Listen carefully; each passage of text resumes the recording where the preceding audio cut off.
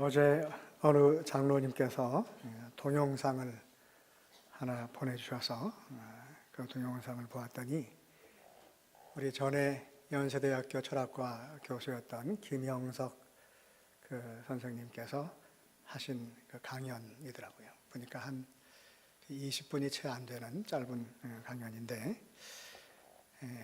그 강연의 제목이 옆에 구석에 그 동영상 구석에 한쪽에 이렇게 쓰여 있는 걸 보니까 사회의 모범을 보여 삶의 의미를 남겨라 하는 그런 제목이었어요.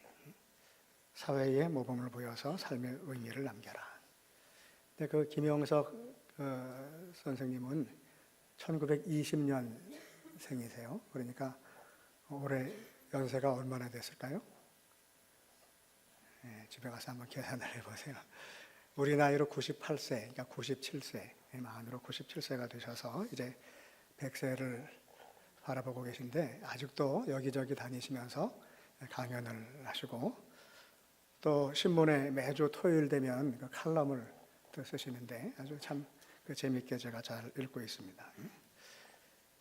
근데 그분이 근 100년 가까이 인생을 살아오시면서 나름대로 본인이 경험한 이야기들을 쭉 하시면서 사회에 모범을 보여서 삶의 의미를 남기는 그런 삶을 살면 좋겠다. 그렇게 말씀을 하세요.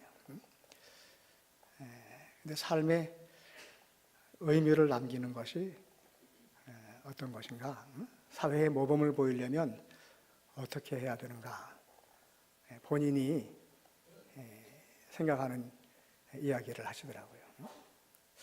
보통 사회에 모범을 보이고 삶의 의미를 남기려면 아주 큰 업적을 남기거나 아니면 굉장한 예술 작품을 남겨서 후세의 사람들이 그것을 기억하게 하고 그렇게 하는 것이 아니겠는가 하는 그런 생각을 하는데 이분은 꼭 그렇게만 생각할 것은 아니다 하는 그런 이야기를 하세요. 사람이 죽으면 아무것도 남지 않고 아무것도 기억되는 것이 없겠는가? 그렇지 않다는 거예요.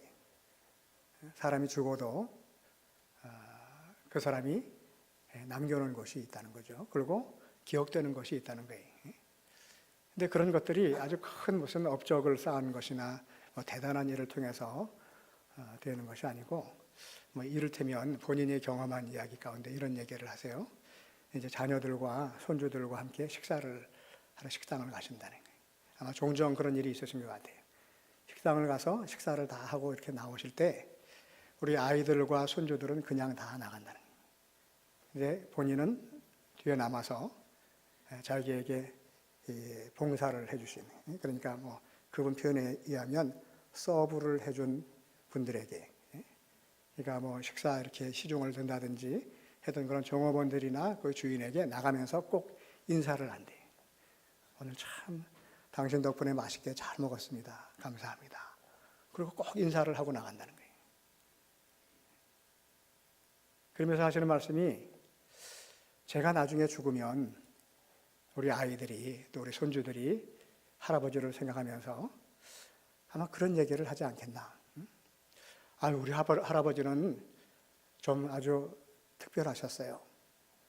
우리들 식당에 같이 가서 식사를 가지고 나올 때 우리들은 다 지나가는데 그냥 지나갔는데 할아버지는 꼭 뒤에 남으셔서 그 식당의 종업원들이나 아니면 주인에게 인사를 꼭 하시고 나와요.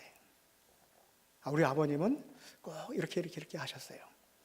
라고 하는 그 생각을 할 거라는 거예요.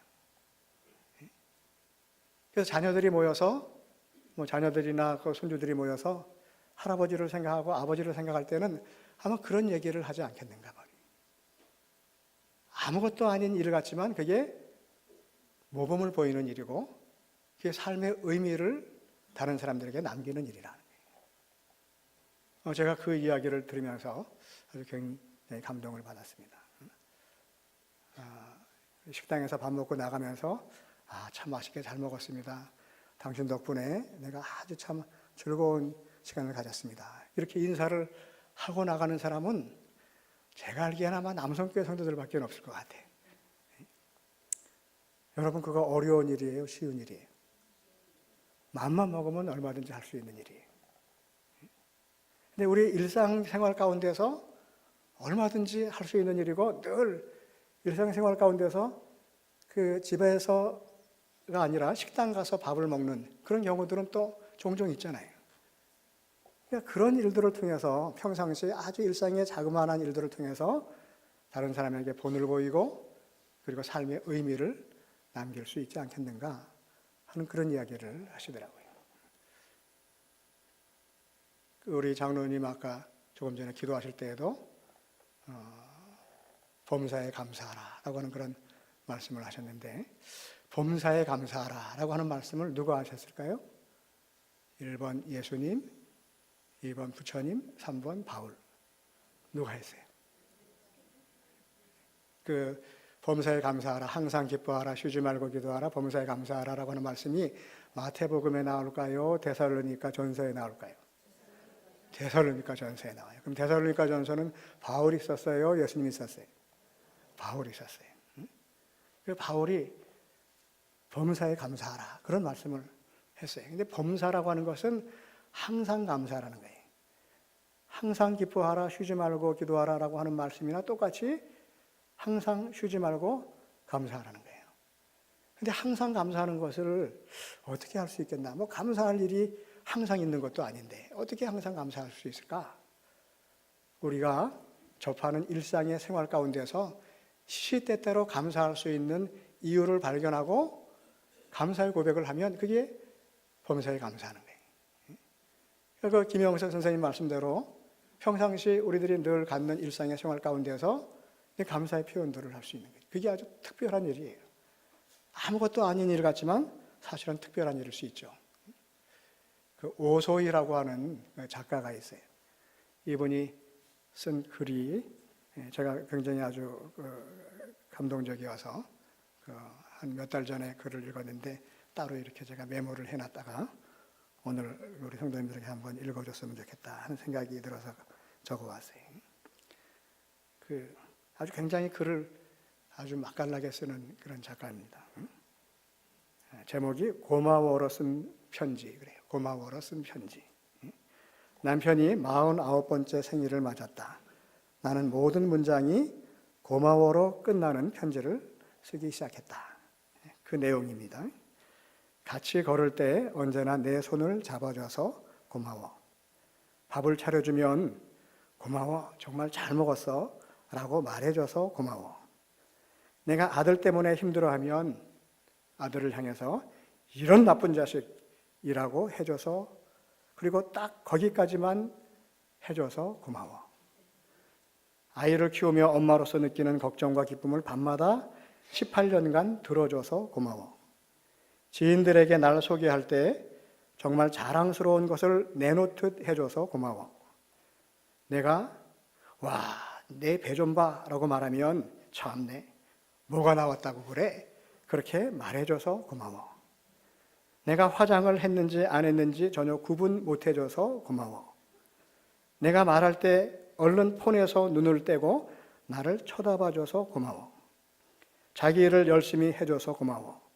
내 일도 똑같이 중요하게 생각해줘서 고마워. 아무리 바빠도 문자에 바로바로 답해줘서 고마워. 친정 부모님께 세심하게 마음 써줘서 고마워. 하나도 가진 것 없이 결혼해서 하나씩 갖춰나가는 기쁨을 알게 해줘서 고마워. 감정을 제대로 표현하고 조절하는데 어려움이 많던 젊은 남자에서 여유롭게 조절할 줄 아는 중년 남자로 진화해줘서 고마워. 담배를 끊지 못하지만 언젠간 꼭 끊겠다고 말해줘서 고마워. 무례하고 무지하고 이기적이며 다름을 존중하려 들지 않았던 젊은 부부가 피 터지게 싸웠던 시간들 내내 내 상대편에서 그 버거운 자리를 떠나지 않고 지켜줘서 고마워. 생일 케이크를 자른 저녁 나는 편지를 남편에게 읽어주기 시작했다. 그런데 시작부터 목이 메어버렸다. 보다 못한 아들이 대신 낭독했다. 아들의 낭독은 명랑했으나 남편 역시 한동안 말을 잇지 못했다. 남편은 그냥 내 손을 잡았다.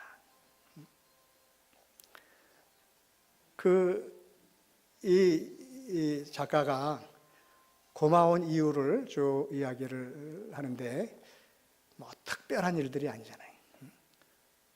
저도 이렇게 폰을 보고 있는데 저희 집 사람이 그 이야기를 해요. 여보 뭐 어떻게 얘기를 할 때 제가 아무 대답 안 하고 계속 폰만 보든지 뭐라 그랬어?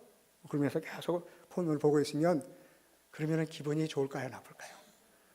그런데 뭐라고 얘기할 때 폰에서 눈을 떼고 내 얼굴을 쳐다봐줘서 고맙다는 거예요. 아이가 속썩일 때 이놈의 자식 딱 거기까지만 얘기해줘서 내 편을 들어줘서 고맙다고 하는 거예요. 여러분 사실 이게 뭐 고맙다고 하는 이유들이 되지 않는 그런 일들이기는 하지만 다른 사람들은 전혀 느끼지 못하는 그런 아주 사소한 일들 가운데서 본인이 고마운 이유들을, 감사한 이유들을 발견을 해서 이야기를 하는 거예요.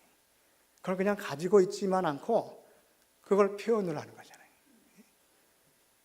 믿음이 자란다고 하는 것은, 믿음이 성숙하다고 하는 것은 평상시에 아주 작은 일들 속에서 고맙고 감사한 이유들을 발견할 수 있는 그런 힘을 갖는 것입니다. 감사하기 힘든 때에도 감사할 수 있는 힘을 갖는 것이 그게 바로 믿음이 성숙한 증거라고 말할 수 있습니다. 바울과 실라가 귀신 들린 여종을 고쳐준 그 일로 인해서 모함을 받고 감옥에 갇히게 되었어요. 감옥에 갇힌 것뿐만이 아니라 감옥에 갇혀서 매를 맞았습니다. 근데 바울과 실라가 그 매를 맞고 난 후에 두 사람이 함께 기도하고 하나님을 찬송을 했어요. 사도행전 16장 25절 말씀에 한밤중에 바울과 실라가 기도하고 하나님을 찬송하며 죄수들이 듣더라. 바울과 실라는 감옥에서 풀려나고 난 후에 기도하고 찬송한 것이 아니라 그 감옥에 갇혀서 이유도 없이 모함을 받고 감옥에 갇혀서 매를 맞고 난 후에 기도하고 찬송했다는 거예요. 기도하고 찬송했다라고 하는 것은 기도하면서 또 찬송하면서 하나님께 감사했다는 거예요. 감옥을 나오고 난 후에 그가 기도하고 찬송하고 감사한 것이 아니라 감옥에 있으면서 매를 맞으면서 기도하고 찬송하고 감사했다는 거예요. 여러분 감사한 일들은 내가 이렇게 좋은 일들을 경험했기 때문에 감사하는 것이 아니라 감사하고 기뻐하니까 하나님께서 나에게 참 좋은 일을 주신다고 하는 그런 고백을 하는 거예요. 시편 37편 4절 말씀에 이렇게 기록이 되어 있어요. 또 여호와를 기뻐하라. 그가 내 마음의 소원을 내게 이루어 주시리라. 여호와를 기뻐하라. 그가 내 마음의 소원을 이루어 주실 것이라는 거예요. 우리들은 거꾸로 생각을 합니다. 하나님이 내 마음의 소원을 이루어 주셨으니 내가 기뻐하고 감사하는 거예요. 그렇지 않아요. 하나님께 감사하고 기뻐하니까 하나님께서 내 마음의 소원을 이루어 주신다는 거예요. 순서가 다르잖아요. 우리들이 감사하고 기뻐할 일을 발견하지 못했기 때문에 그래서 감사할 수 없고 기뻐할 수 없다고 한다면 평생 감사할 일이 별로 많지를 않습니다. 그러나 감사할 수 없는 곳에서도 하나님으로 인해서 기뻐하고 감사하니까 하나님께서 우리들에게 놀라운 일들을 경험하게 하신다고 하는 겁니다. 모세의 인도로 이집트를 나와서 애굽을 나와서 1개월째가 되던 때에 이스라엘 백성들이 엘림과 시내산 사이에 있는 신광야라고 하는 곳에 이르게 되었어요. 이스라엘 백성들이 몇 명이나 애굽을 탈출해서 나왔냐 하면 성경을 보면 장정 60만 명이 나왔다 그래요. 애굽을 떠나올 때 장정 60만 명이니까 젊은 남자뿐만이 아니라 아녀자들도 있고 아이들도 있고 또 연세가 많은 노인들도 함께 다 수를 세면 아마 200만 명은 넘는 숫자일 거예요. 그 많은 사람들이 나왔어요. 식량을 아무리 많이 가지고 나왔다 하더라도 아마 얼마 안 가서 그 식량이 아마 떨어질 겁니다. 그래서 이스라엘 백성들이 먹을 것이 없게 되었어요. 모세에게 와서 원망을 하고 불평을 합니다. 우리가 애굽 땅에서 고기 가마 곁에 앉아있던 때와 떡을 배불리 먹던 때에 여호와의 손에 죽었다라면 좋았을 것을 너희가 이 광야로 우리를 인도해내어 온 회중으로 줄여 죽게 하는구나. 그냥 가만히 내버려뒀으면 고기 가마 곁에서 고기 국물도 먹고 떡도 먹으면서 그러고 지낼 수 있었을 텐데 왜 우리를 이끌고 와가지고 여기에서 배가 고파서 굶어 죽게 만드느냐 말이에요. 이 백성들의 외침을 들으신 하나님께서 이제 이스라엘 백성들에게 먹을 것을 주십니다. 오늘 말씀을 보니까 저녁에는 메추라기가 와서 진중에 덮이고, 그리고 새벽에는 이슬 같은 것이 진 주위의 사방에 내려앉게 되었다는 거예요. 그 이슬이 마른 후에 광야 지면에 보니까 작고 둥글며 서리 같은 것이 있는지라. 작고 둥글며 서리 같은 것이 있어요.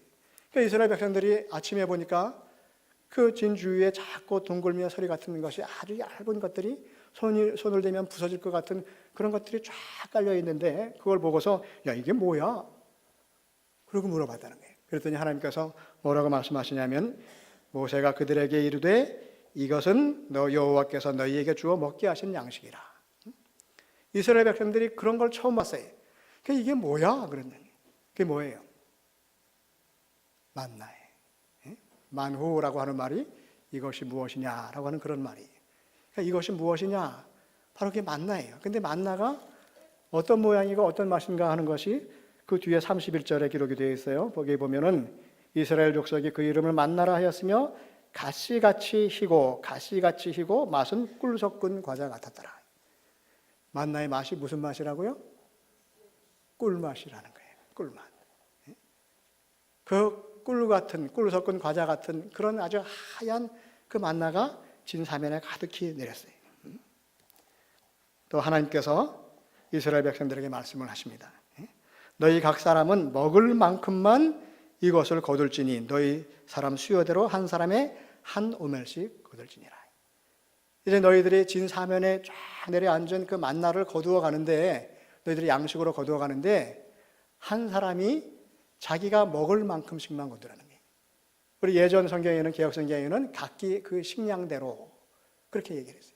각기 식량대로. 이 먹을 만큼만이라고 하는 것은 뭐 이를테면 저 같은 사람은 이 뚱뚱하니까 많이 먹어요. 뭐 한 끼에 라면을 2개 끓여 먹는단 말이에요. 이를테면 그렇지는 않지만, 근데 우리 김은구 장로님처럼 아주 이렇게 날씬하고 이렇게 그 몸매가 좋은 분은 라면 반 개밖에 못 먹어. 그러면은 반 개 먹는 사람은 그 만나를 거두어 드릴 때 조금만 거두어 드려도 얼마든지 먹을 수 있어요. 근데 저 같은 사람은 우리 김은구 장로님보다 2배, 3배는 거두어 드려야 돼.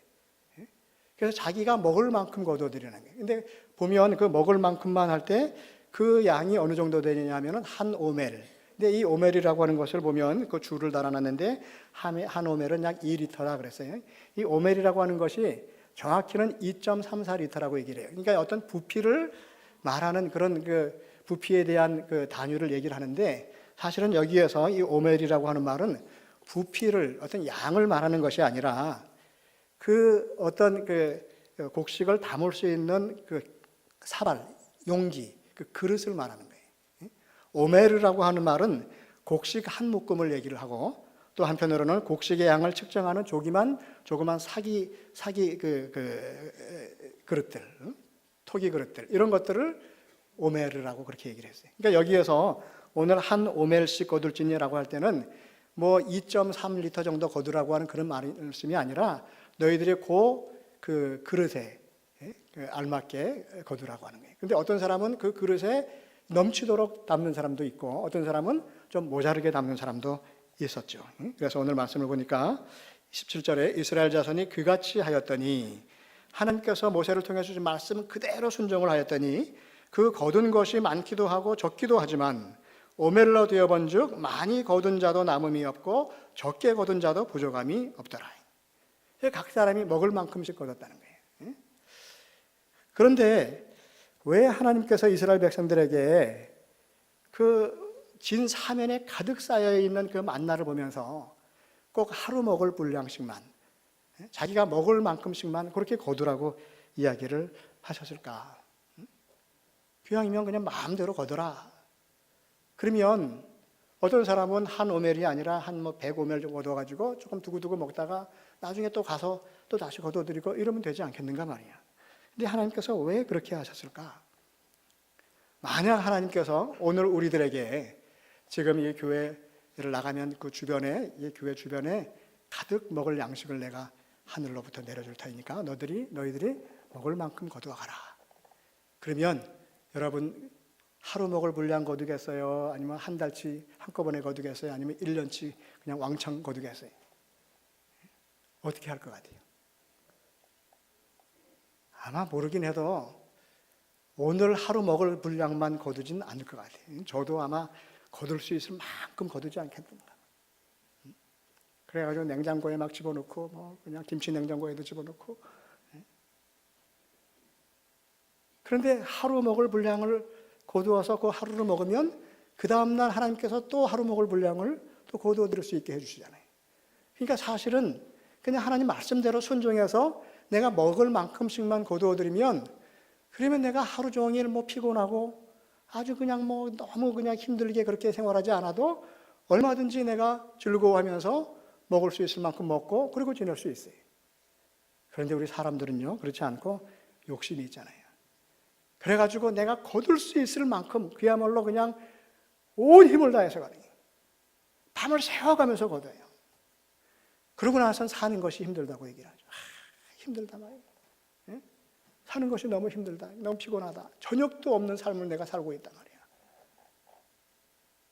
그런 그 넋두리를 하는 그런 그 아마 모습을 볼 수 있지 않겠는가. 여러분들 오늘날 우리들이 살아가면서 그 인생이 참 피곤하고 힘들잖아요. 먹고 사는 게 힘들다고들 다들 얘기를 하잖아요. 조금만 이렇게 게으름을 피우면은 먹고 살 수 없을 정도로 그런 그 지금 분위기 속에서 살아가기 때문에 어떤 사람은요 24시간 가게 문을 열어놓고 장사하는 사람도 있고, 그야말로 내 몸이 바스러질 정도로 열심히 거두어들이는 일을 우리들이 멈춰서는 안 된단 말이에요. 그렇게 살아가고 있어요. 그런데 하루 먹을 분량만 거두어들이면 과연 우리들이 그 다음부터는 못 살까? 먹지도 못하고 살기 힘든 그런 형편이 될까? 아마 그렇지는 않은 것 같아요. 아무리 많이 거두어들여도 한 오멜이 아니라 뭐 10오멜, 100오멜을 거두어들이는데, 근데 그것을 그 다음날 남겨두니까 먹지 못하게 벌레가 나고 다 썩어서 결국은 버릴 수밖에 없게 되었다고 하는 거예요. 그래서 오늘 말씀 99절에 보면 모세가 그들에게 이르기를 아무든지 아침까지 그것을 남겨두지 말라. 그들이 모세에게 순종하지 아니하고 더러는 아침까지 두었더니 벌레가 생기고 냄새가 난지라 모세가 노하니라. 여러분, 이 만나는 하루하루 거두어들이는 데 의미가 있는 거예요. 하나님 말씀을 우리들이 순종하지 않고 하나님께서 날마다 나에게 일용할 양식을 공급해 주시겠다고 하는 그 말씀을 믿지 못해서 내가 열흘 거, 100일 거를 만약에 거두어들이면, 그래야 내가 오늘 먹고 남는 걸 쌓아놓으면 그 쌓아놓은 것이 다 못 쓰게 된다는 거예요. 아무리 땀 흘려서 수고하고 땀 흘려서 거두어들여도 쌓아놓아도 그게 먹을 수 없게 되면 아무 소용이 없잖아요. 아무리 우리들이 땀을 흘리고 밤잠을 자지 않고 노력을 한다 할지라도 내가 한 그 수고를, 그 수고의 열매를 맺지 못하게 하시면 아무런 소용이 없다고 하는 거예요. 열심히 일하는 것이 중요합니다. 그런데 열심히 일해도 우리들이 어떤 면에서는 의미 없이 너무 열심을 내는 경우들도 있어요. 아무리 내가 수고를 해도 하나님께서 허락하시지 아니하시면 수고의 열매를 우리들이 얻을 수 없다고 하는 거예요. 많이 거두어들이고 쌓아두면 마음은 든든할 수 있어요. 내가 내일도 모레도 한 달 후에도 얼마든지 먹을 것이 있다. 마음은 든든할 수 있어요. 그러나 너무 많이 거두어서 쌓아두게 되면은요, 마음은 든든할지 모르지만 그때부터는 감사가 없어져요. 그때부터는 감격할 일이 없어져요. 풍족하기는 한데 감사하고 감격할 일이 없어진다는 거예요. 우리 어르신들이 다 경험하셨죠? 예전에 뭐 60년대, 70년대 초반까지만 하더라도 제 기억에는 그래요. 제가 어렸을 때인데 그때는 바나나 먹는 게 굉장히 어려웠잖아요. 예? 바나나 우리 많이 드셨어요? 우리 박충건 집사님 바나나 드셨어요? 못 먹었어요? 왜요? 돈이 없어서. 그 바나나는요 진짜 귀했잖아요. 그래가지고 그 부잣집 그 제 친구가 어떨 땐 바나나 먹고 있으면은요 제가 옆에서 이러면서 그냥 침을 꼴깍꼴깍 생기면서 쳐다보고 있으면 조금 띄워줄 만도 한데 안 띄워주고 홀랑 다 먹더라고.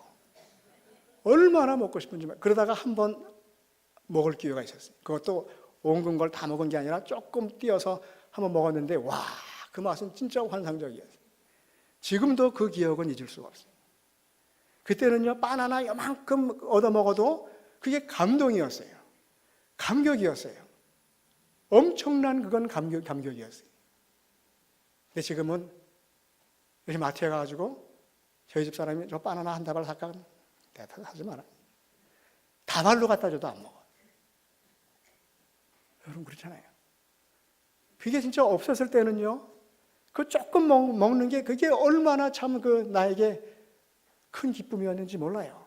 너무 많아지니까 풍성하긴 한데, 마음이 든든하기는 한데, 하루하루 감격할 일이 없어지고, 감사할 일이 없어지고요, 기뻐할 일이 없어지는 거예요. 이스라엘 백성들이 만나를 한 달치, 열흘, 1년치를 다 거둬들이면 든든할 수는 있을지 모르지만, 감사할 일이 없어요.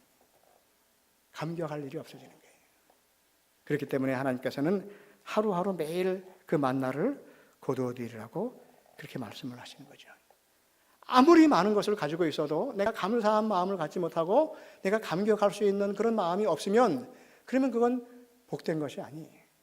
여러분, 행복은 많은 것을 가지고 있을 때 행복을 느끼는 것이 아니라요, 많이 있든지 적게 있든지 내가 감동하고 감격하고 감사할 수 있어야 행복한 거예요. 근데 그 감사는 어떤 때 할 수 있냐면요, 조금 있을 때 할 수 있어요.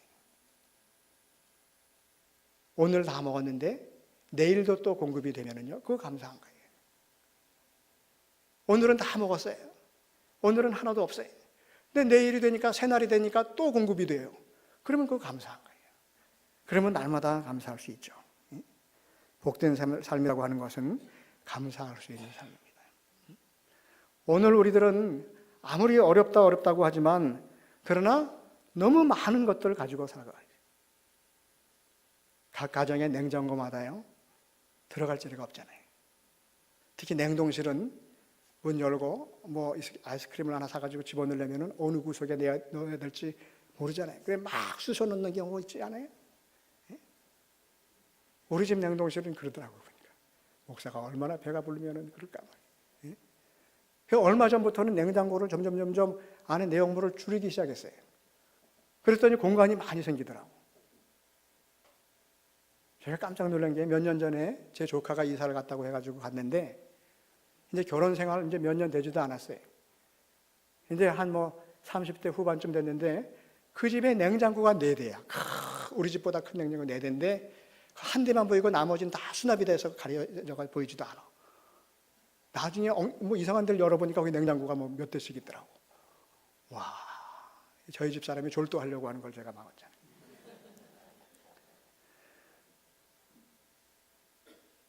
넣을 공간이 없으면 아이고 또 사야겠다는 거예요. 좀 더 큰 냉장고로 바꿔야 되겠다는 거예요. 여러분, 우리들은 그러고 살아요. 아이고 얼마나 돈이 많으면 그럴까. 돈이 있든지 없든지 거의 비슷해요. 보면은요, 먹을 게 없어가지고 우리들이 날마다 근심하는 경우들은 그렇게 많지 않아요. 형편이 저마다 다 틀리기는 하지만, 그러나 우리들은 날마다 매일매일 공급되는 그 만나가 이게 줄어들지 않고 그냥 어느 정도 쌓여 있잖아요. 그러니까 감사한 게 없는 거예요. 감사할 수 있는 기회가 없는 거예요. 아무리 땀을 흘려도, 아무리 열심히 장사를 해도 하나님께서 허락하지 아니하시면요, 그러면 내가 가질 수 있는 것이 없어요.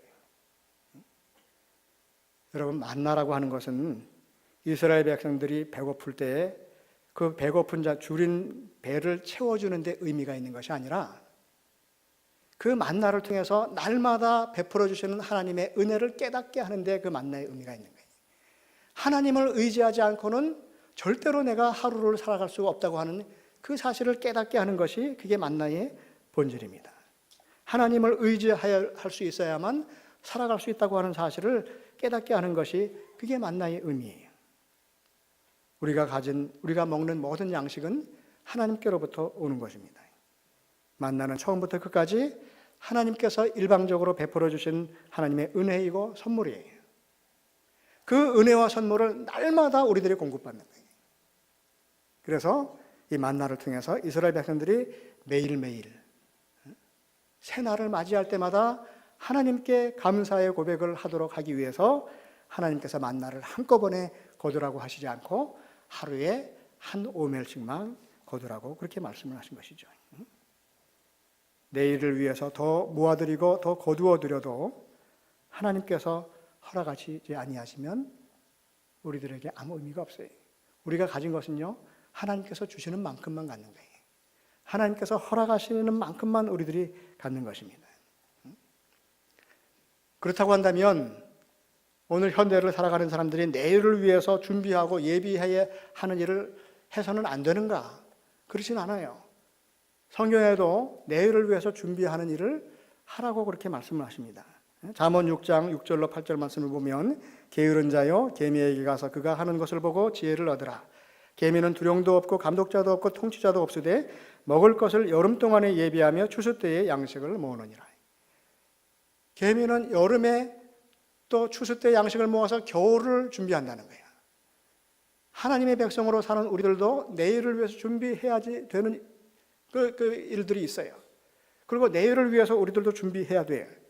그러나 내일을 위해서 예비하고 준비한 그것 때문에 하나님을 의지하지 않고 하나님을 외면하며 살아가게 된다고 한다면 그것은 하나님께서 원하시는 일이 아니라고 하는 겁니다. 하나님을 의지하지 않고도 살아갈 수 있을 만큼 많이 모았다고 생각이 된다면 언젠가 하나님께서 그것을 흩으실 것이라고 하는 것이, 우리가 예비하고 준비하는 것 또한 일용할 양식을 위한 것이어야 된다는 거예요. 다시 말하면 우리가 예비하고 준비하는 것은 내가 먹을 것들, 나에게 필요한 것들을 예비하고 준비하는 것이지 그 이상의 것들을 모아두는 것은 그건 하나님께서 원하시는 것이 아니라는 거예요. 그래서 우리들에게 예비하고 준비한 것들이 필요한 것들 이상으로 더 많아졌을 때에는 그것은 다른 사람들과 함께 나누고 베풀라고, 다른 사람들에게 나누고 베풀라고 하나님께서 주시는 것들이라고 하는 거예요. 내가 아무리 모으려고 해도 하나님께서 허락하시지 아니하시면 아무 소용이 없고, 내가 아무리 준비하고 예비하는 일조차도 하나님께서 기뻐하지 아니하시면 그것은 아무 의미가 없다고 하는 것입니다. 분명한 것은 하나님께서 하나님의 백성들에게는 날마다 필요한 것들을 공급해 주신다는 거예요. 오늘 나에게 필요한 것들을 공급해 주신 그 하나님께서 내일도 공급해 주실 것이라고 하는 믿음이 있으면 우리들은 오늘 하루를 염려와 근심으로부터 이제 벗어나서 하나님께서 주시는 하늘의 평안을 누리면서 생활할 수가 있습니다. 근데 우리들은 지금 필요한 것보다도 항상 내일을 위해서 너무 많은 것들을 준비하려고 해요. 그러다 보니까 밤에 잠잘 시간조차도 우리들에게 없다는 거예요. 너무 피곤하다는 거예요. 어떻게 보면요, 그야말로 노예처럼 살아가요. 일하는 것을 멈출 수가 없어요. 멈추면 죽을 것만 같은 거예요. 하나님께서 공급해 주신다고 하는 걸 믿지 못하기 때문에 우리들이 매일매일 힘써서 내가 노예와 같이 그렇게 진짜 죽을 것 같이 그렇게 일을 해야만, 그래야지만 내 목숨이 영유된다고 하는 그런 생각을 한다고 한다면 우리들은 믿음 없이 사는 겁니다. 하나님께서 날마다 어떠한 시대든지 하나님의 자녀들에게는 필요한 것들을 날마다 공급해 주신다는 거예요. 이스라엘 백성들에게 만나를 공급해 주셨던 그 하나님께서 우리들에게 날마다 필요한 것들을 공급해 주십니다. 우리들이 그 사실을 분명하게 믿을 수 있으면 우리들은 날마다 감사할 수 있고 또 기뻐할 수 있고 감격할 수 있을 거예요. 그리고 날마다 하나님께서 공급해 주신 것을 믿을 수 있다고 한다면 우리들은 하나님께서 주시는 평안을 누리면서 살아갈 수가 있어요. 여러분, 내가 돈이 없어서 형편이 어려워서 그래서 내가 뼈 빠지게 일하면서 살아가야 되는 것은 아니에요. 어떤 면에서는 하나님께서 공급해 주심을 믿지 못하는 그 믿음 없음 때문에 우리들이 힘들게 살아가는 것입니다. 이스라엘 백성들에게 한 번에 한 달 분량의 양식을 한꺼번에 주시지 않고 매일매일 만나를 주시고 날마다 거두어 드리게 하신 것은 날마다 매일매일 감사의 고백을 새롭게 하라고 하는 그 말씀입니다. 그렇기 때문에 날마다 우리들은 감사합니다, 고맙습니다 하는 말을 입에 달고 살아갈 수 있어야지만 됩니다.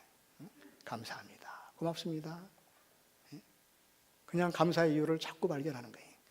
이 시간에 우리 한번 그 옆 사람과 앞뒤에 있는 사람과 인사를 할 텐데 여러분들이 하고 싶은 말을 하시면 돼요. 감사합니다, 고맙습니다 그런 말을 하든지, 죽겠다, 힘들어 죽겠다, 왜 이 모양이냐 이렇게 말을 하든지 행한 여러분들 자유예요. 그러니까 한번 옆에 있는 사람들에게, 앞뒤에 있는 사람들과 한번 인사를 나누고 우리 말씀을 마치도록 하겠습니다. 한번 인사하겠습니다.